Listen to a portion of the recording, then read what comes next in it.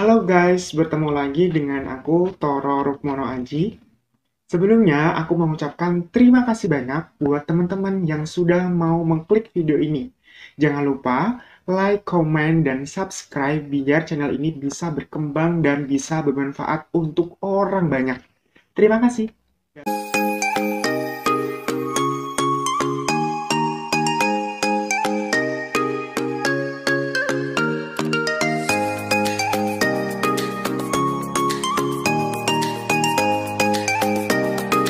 Dalam video kali ini, aku akan memberikan sebuah pengalamanku yang mungkin bisa berharga dalam hidupku ya, dan juga bisa bermanfaat untuk teman-teman yang sudah menonton video ini. Yaitu apa? Sesuai dengan judul di video ini, yaitu 10 hari lolos SBMPTN. 10 hari lolos SBMPTN. Gimana tuh caranya? Nah, jadi ini disclaimer ya teman-teman, ini adalah pengalamanku sendiri yang telah aku lakukan di tahun 2018 silam. Jadi dulu aku SMA lulus tahun 2018. Terus daftar SNMPTN mana menggunakan nilai rapot ya. Sekarang kan masih ya SNMPTN menggunakan nilai rapot. Nah itu aku nggak lolos. Terus daftar juga PMDK, kemudian daftar juga SPAN PTIKN. Nah, itu semuanya yang berbaur dengan nilai rapot itu aku nggak lolos. Nggak tahu kenapa bisa nggak lolos, mungkin kriterianya berbeda. Tapi pada waktu itu teman-temanku yang nilainya di bawahku itu uh, banyak juga yang lolos gitu. Mungkin bukan jalannya dilewat pakai nilai raport gitu ya. Kita ambil hikmahnya aja. Sesuatu yang mungkin di luar ekspektasi kita itu ya pasti akan ada hikmahnya tersendiri. Jadi jangan menyesal kalau misalnya nanti ekspektasi kita itu tidak sesuai dengan rencana Tuhan. Gitu ya guys. Nah, setelah itu karena aku dulunya itu kayak ngandelin banget SNMPTN. Benar, ini kok miring ya? Oke. Nah, karena dulu aku ngandelin SNMPTN di mana aku pede dengan nilaiku yang sekian dan aku pun nggak belajar SBMPTN gitu. Jadi pada waktu pengumuman SNMPTN tiba-tiba nggak lolos itu langsung shock karena nggak apa ya nggak belajar kan sebelumnya kan belum belajar SBMPTN nggak tahu soalnya seperti apa tipe-tipe soalnya seperti apa jadi ya agak shock sih sebenarnya. Nah setelah itu mau daftar SBM tapi orang tua nyuruhnya di STAN di PKN STAN ya, Politeknik Keuangan Negara STAN. Jadi aku fokusnya di situ.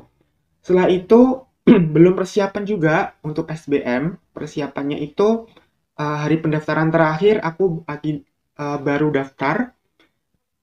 Selang 2 sampai 3 hari itu aku baru beli buku. Nah, beli buku dan baru selang lagi seharian itu aku kayaknya baru belajar gitu. Karena waktunya itu mepet antara pendaftaran sama ujian. Kalau nggak salah mepet banget ya, 2 minggu apa berapa gitu. Jadi ada waktu sekitar 10 hari untuk aku mempersiapkan SBMPTN. Jadi awalnya juga nggak pede karena emang belajarnya sedikit apa ya, waktunya sedikit terbatas dan kata cutting ataupun kakak kelas itu juga soal SBM susah, susah banget. Ya awalnya juga nggak pede tapi gara-gara ada niat lah ya. Yang penting kita niat, insya Allah kalau kita niat pasti akan dimudahkan. Dan jangan lupa pokoknya berdoa intinya. Kita pastinya sudah berusaha lah ya untuk belajar, kemudian minta restu orang tua. Nah, untuk doanya juga kita harus jangan lupa gitu.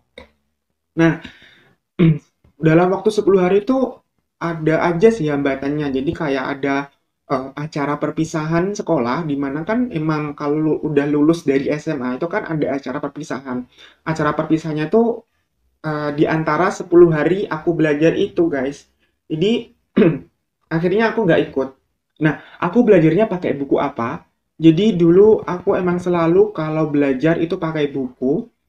karena lebih prefer dengan buku daripada soft file. Kalau soft file itu kayak aku tuh males nge-scroll file terus kemudian kayak mau nandain juga susah kan, walaupun sekarang kan bisa nih, tapi aku kayak lebih enak aja dioret-oret dengan tangan sendiri gitu loh, pakai pensil atau pulpen di buku itu kayak lebih ingat di otak daripada pakai soft file gitu.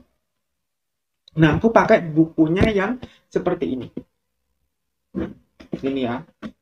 Ini bukan endorse sih, karena nggak mungkin juga kan mereka endorse aku di akun kecil seperti ini. Jadi, aku pakai buku ini. Bukunya dari tim Maestro Educa. Top Fokus SBM PTN Saintek, karena aku lulusan jurusan IPA ya. Kenapa ini 2017? Karena aku prefer untuk tahun sebelumnya. Dan ini menurutku juga menurutku juga sama kayak tahun yang 2018. Biasanya kalau untuk UTBK sekarang kan 2021.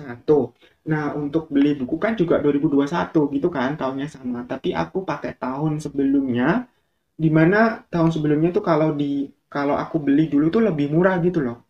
Karena kan emang stok stok lawas gitu ya, kayak stok udah nggak terjual lagi di tahun sebelumnya, terus dijual lagi di tahun berikutnya kan peminatnya juga bakalan kurang. Jadi aku beli ini tuh lebih murah daripada harga aslinya. Kalau harga aslinya tuh kalau nggak salah itu bisa 200.000 gitu kan. Karena ini tebel banget, tebelnya itu 800 838 halaman. Nah, aku belinya itu cuma 60.000. 60.000 bayangin. Uh, Tebel segini tuh cuma 60.000. Mungkin buat teman-teman yang uh, pengen beli buku yang lebih murah, cari aja di toko buku. Mungkin ada sih, ya nggak semuanya sih jual kayak buku yang nggak terjual di tahun sebelumnya. Tapi kan pasti ada ya toko buku yang jual kayak semacam ini. Jadi cari-cari aja lah ya di kota-kota teman-teman. Ini aku dapatnya buku harga 60.000. Nah, ini juga dapat ini CD. Dan waktu 10 hari aku cuma belajar ini karena sebenarnya kalau teman-teman yang sudah mempersiapkan UTBK jauh-jauh hari lebih baik beli buku lebih dari satu. Kenapa? Harus lebih dari satu karena beda penerbit itu beda referensi cara mengerjakannya. Jadi teman-teman bisa nih membandingkan, oh caranya seperti ini di buku A, oh caranya seperti ini di buku B. Jadi teman-teman bisa mengkombinasi penyelesaian dari soal yang ada di buku tersebut gitu. Biasanya kan pasti ada teman-teman mengalami kendala nih dalam melakukan penganalisaan jawaban atas soal SBMPTN ya atau UTBK. Nah, teman-teman bisa mengakali dengan beli buku minimal 2 lah ya, 2 gitu.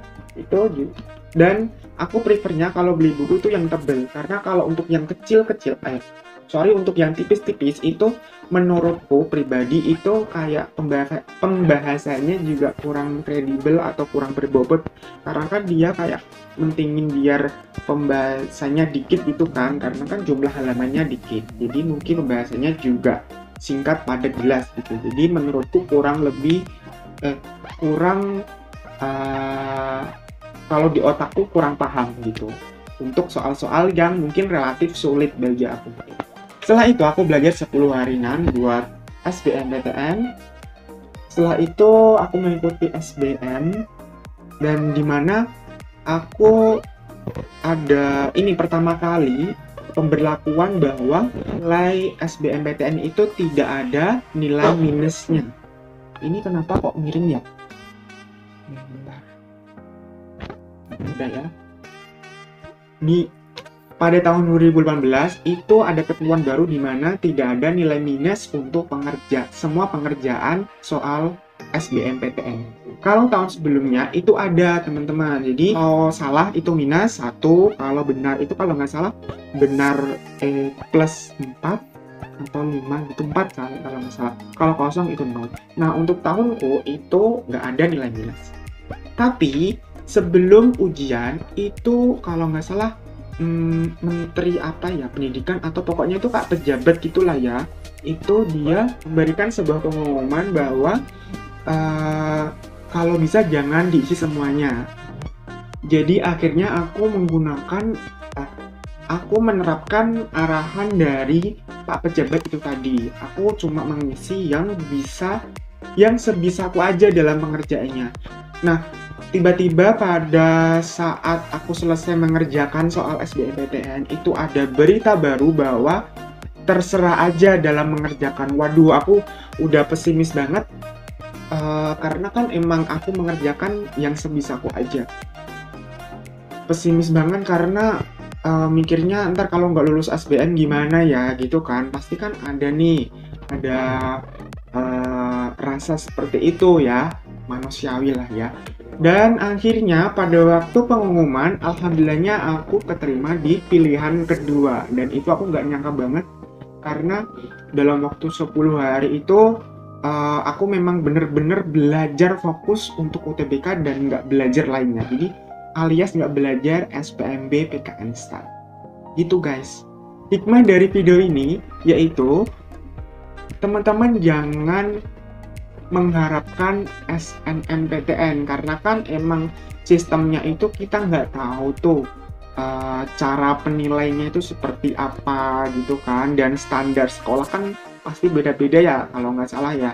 Jadi walaupun nilai kita tinggi misalnya 90-an, itu juga agak menjamin nih teman-teman bisa masuk ke universitas yang kita inginkan pada saat pendaftaran SNMPTN. Jadi persiapkan juga SBMPTN atau UTBK ya teman-teman. Berharap boleh, tapi kita harus melakukan strategi-strategi lain ketika terjadi kemungkinan-kemungkinan terburuk itu. Jadi kita harus juga belajar UTBK. Terlebih PKN STAN juga menggunakan nilai UTBK ya, jadi kita harus persiapan juga untuk nilai UTBK. Selain itu, untuk belajar 10 hari itu teman-teman harus mengetahui quality time teman-teman.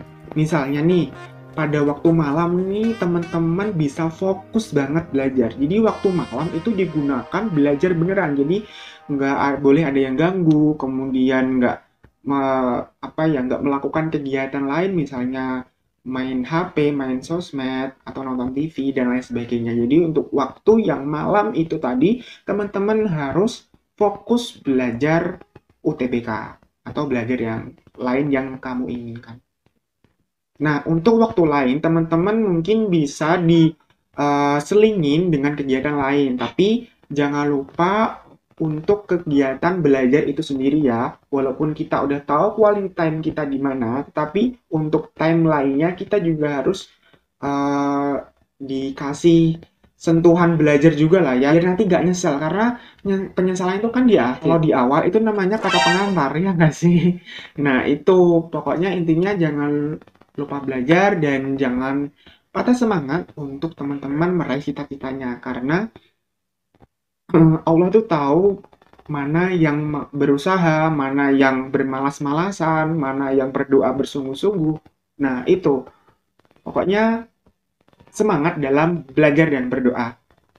Semoga teman-teman bisa lolos UTBK dan semoga teman-teman yang mendaftar PKN STAN bisa lolos juga sebagai menjadi bagian dari mahasiswa Politeknik Keuangan Negara STAN. Terima kasih, semoga bisa bermanfaat ya. Jangan lupa like, komen, dan subscribe biar channel ini bisa bermanfaat untuk orang banyak. Terima kasih. Wassalamualaikum warahmatullahi wabarakatuh. See you.